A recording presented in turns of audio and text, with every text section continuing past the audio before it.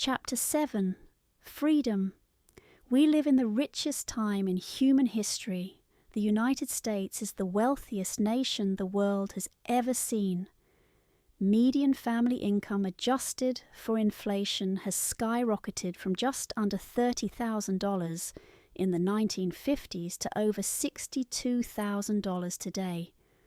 Our homes have doubled in size, our cars are faster, and technology has improved almost every part of daily life. Yet, despite all this, we aren't necessarily happier. A 2019 Gallup poll found that 55% of Americans said they felt a lot of stress the previous day. That's higher than the global average of 39%. So, what's going on? Why aren't we feeling the happiness we'd expect from all this progress? Morgan Housel suggests the problem is that as we've gained wealth, we've used it to buy bigger and better stuff, but we haven't bought ourselves more control over our time, and it's control over time that matters most. Housel makes this point beautifully with the chapter's opening line, "Controlling your time is the highest dividend money pays." He shares a personal story from his early 20s when he lived on $1,000 a month, saved up $20,000, and was able to quit his job. That freedom to walk away even for a little while made a bigger difference in his life than almost anything else. It wasn't about luxury or status, it was about having control, and this isn't just a personal theory. Housel points to Carl Pillimer's research from his book 30 Lessons for Living, where elderly Americans were asked about the most important lessons they learned in life. Not one person said you should work as hard as you can to make as much money as possible. Instead, they valued things like quality friendships, time with children, and the freedom to spend time on what mattered most. Controlling your time, they realized, is life's most precious wealth. But why do we feel like we're working harder than ever?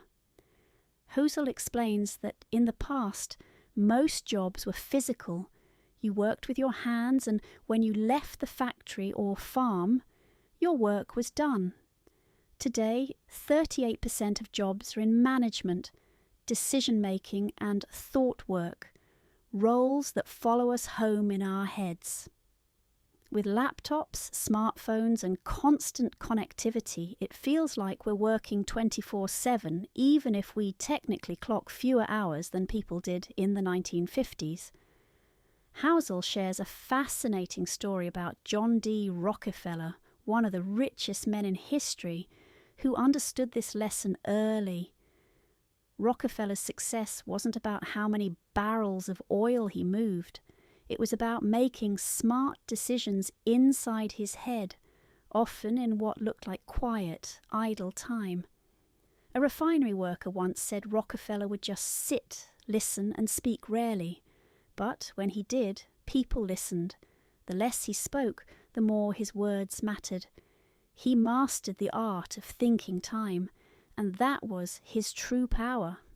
Housel also shares his own experience working in investment banking as a young man. On paper, it was a dream job, prestigious, well-paid, intellectually stimulating. But the reality was brutal. Endless hours, no weekends off, and the constant feeling of being on call. He lasted just a month. The lesson, doing something you love under a schedule you can't control, can feel like doing something you hate. Psychologist Jonah Berger calls this reactance. People don't like being told what to do. Even if it's something they choose themselves, the moment they lose the choice, it feels oppressive. That's why Housel argues that the greatest use of money isn't to buy fancier things. It's to buy control over your life. He drives this home with examples of how even small amounts of wealth can make a life-changing difference. Having enough savings to take a few days off when you're sick without financial panic, or enough flexibility to change jobs without disaster, gives you freedom. 6 months' worth of emergency savings can mean the difference between panic and calm when life throws a curveball. And retiring when you want to, not when you're forced to, is perhaps the ultimate expression of financial independence.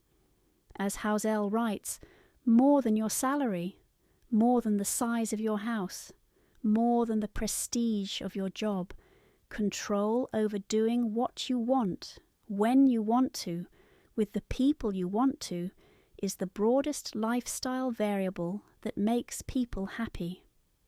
He ends the chapter with the most powerful line of all.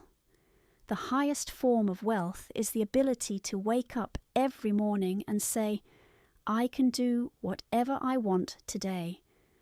That, Housel argues, is the true goal of money, not just to make you rich, but to make you free. This summary was powered and narrated by Ch.7.